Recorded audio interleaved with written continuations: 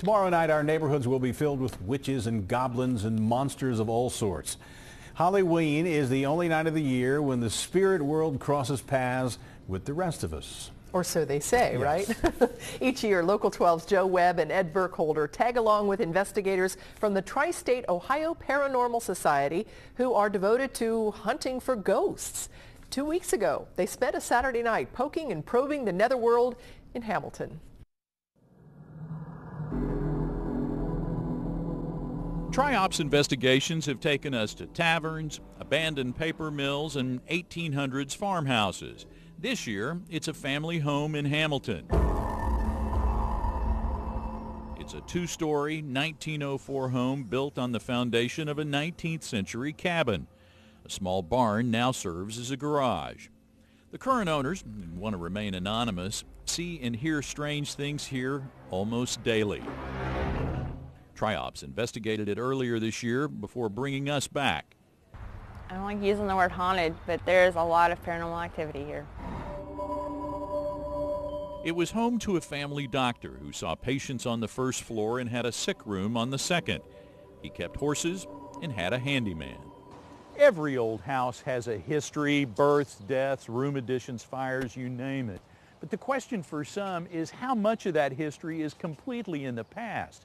And is some of it, somehow, still hanging around?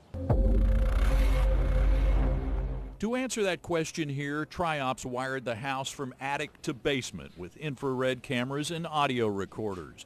We joined a handful of investigators armed with electromagnetic force meters, divining rods, and pen lights. Their mediums believe 4 entities haunt the place. One, a little girl named Anna, who they say died in this bed. They reached out to her.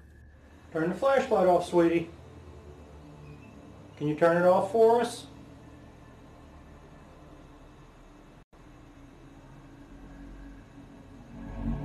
Thank you. The infrared cameras captured dozens of images investigators call orbs, most of them in an upstairs hallway. Their meters showed little evidence of paranormal activity, even in the barn where they normally light up. The rods were active in a few places, particularly the attic. Is this Ethel and James? Oh, that's what I thought. Ethel and James is the daughter of the doctor. Were you the teacher? Yes, okay. Tri-Ops will not use the word haunted, but what they saw and recorded here tells them this much. So I'm comfortable with saying that there's some paranormal activity going on there.